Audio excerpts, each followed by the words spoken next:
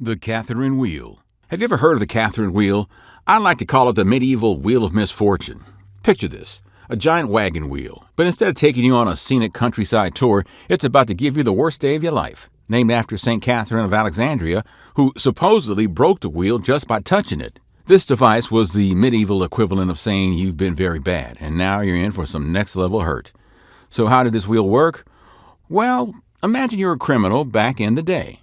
Maybe you stole a loaf of bread or you looked at the king funny. And yes, back then, if you looked at the king funny, depending on the king, that would make you a criminal. But anyway, you're sentenced to the Catherine Wheel. First off, congrats on making it to the big leagues of punishment. They would tie you to this massive wheel, and then, get this, they would start breaking your bones with iron bars or hammers. It's like a twisted game of whack-a-mole. But you're the mole, and that's no bueno. But wait, there's more. After turning you into a human jigsaw puzzle, they would weave your limbs through the wheel spokes, because why not?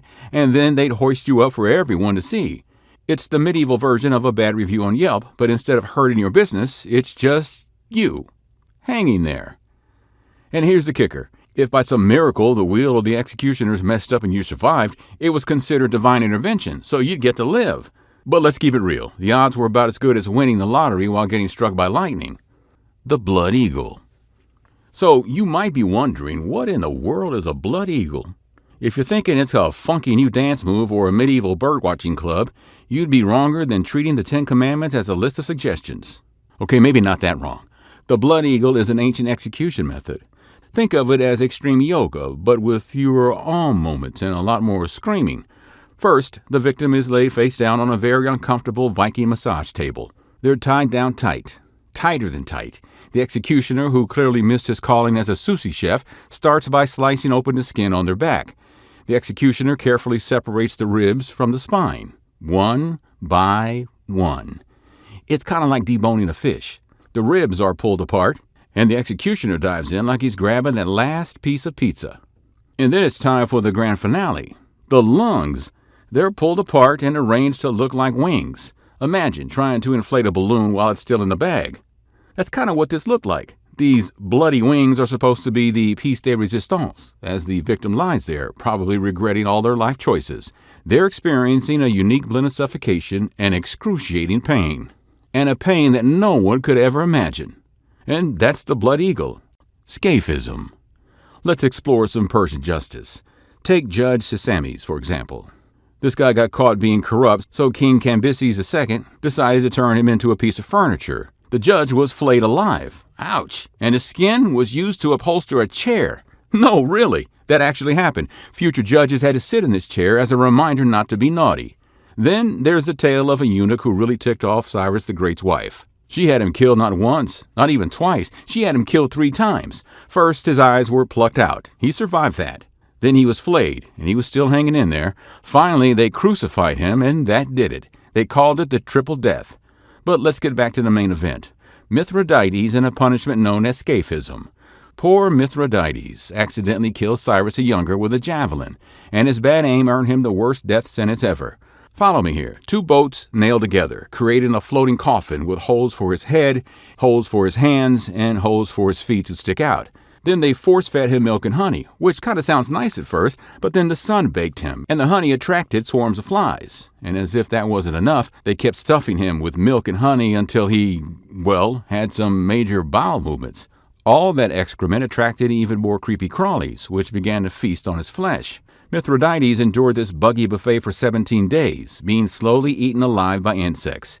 He finally died, but not before probably wishing he'd taken up a safer hobby than javelin throwing. There's also the story from 363 AD about a bishop named Marcus who got in trouble with Roman Emperor Julian. Marcus destroyed a pagan temple, so Julian hung him in a basket to be eaten by insects. Not as elaborate as Scaphism, but just as deadly. Now, some historians argue that Plutarch, the guy who wrote about Scaphism, might have been exaggerating to make the Persians look bad. Was it fake news? Well, we may never know. But one thing we do know, if you were in ancient Persia, you definitely didn't want to end up on their bad side. The Guillotine. The guillotine is most famous for its work during the French Revolution. This terrifying contraption was the go-to method for executing both innocent and guilty citizens. Trials were rare, but beheadings were plentiful. Now, beheading isn't a new concept. Ancient Greeks and Romans were chopping heads long before the French made it trendy. Back then, beheading was an honorable death reserved for nobles. Common folks like me and you, we got the axe, while the really important people got the sword. Regardless, heads did roll. In Japan, samurai practiced seppuku, a ritual beheading from the 15th to the 19th century. In medieval England, beheading was still all the rage for rival rulers and traitors, though traitors had a bit more drama. They were dragged, hung, disemboweled, and then beheaded. Sometimes they even got torn apart by horses. Don't ask. Before the guillotine, Germany had the plank and England had the Halifax gibbet, both designed for swift beheadings. But then came France with the ultimate cutting-edge technology, the guillotine. Dr. Joseph Ignace Guillotine, a Parisian anatomy professor and politician, came up with the idea in 1789. He wanted equality in death as much as in life. His argument? If nobles get quick, painless deaths, so should common criminals. His solution was a beheading machine for all.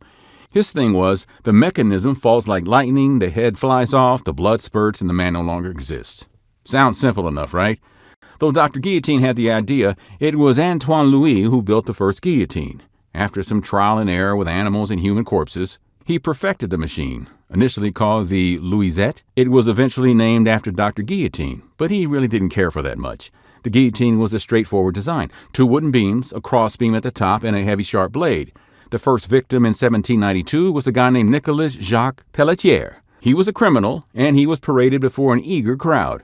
Imagine you're in the crowd, seeing this 14-foot wooden monster for the first time. The executioner pulls the lever, the blade drops, and Pelletier's head falls into a basket. And then the crowd goes wild. The guillotine quickly became the favorite form of execution in France. People had toy guillotines, poets sang its praises, and vendors sold souvenirs at executions. People were buying t-shirts that said, "I lost my head in France." You could even get a seat at a nearby restaurant called Cabaret de la Guillotine. Some folks attended executions every day, knitting between beheadings. Executioners became celebrities. They got lots of love for their speed and precision. At one point, rumors were spreading that severed heads remained conscious. In 1793, an executioner's assistant slapped the face of Charlotte Corday's decapitated head, and people swore they saw it blush. Spoiler alert, it didn't. Modern experiments showed brain activity might continue for a few seconds after decapitation, but there are no talking heads. The guillotine's popularity kind of slowed down some in the 20th century, but saw a brief resurgence during the Nazi regime. After World War II, it was still used in France until 1977. The last guillotine execution was in 1977 on a guy named Hanabi Danjoubi for murder. He was a pimp. France abolished capital punishment in 1981. Now, Dr. Guillotine was shook up by how his idea was used and tried to disassociate its name from the machine, but it was too late. The guillotine had become a symbol of death and terror. So, there you have it, the guillotine, a machine that struck fear, awe, and excitement into the hearts of people during and after the French Revolution. Now remember, if you ever find yourself on the wrong end of a guillotine, you might have 4 or 5 seconds to make a funny face before you lose consciousness. If you've lost your head over this video, check out more awesome videos from your favorite YouTube channel.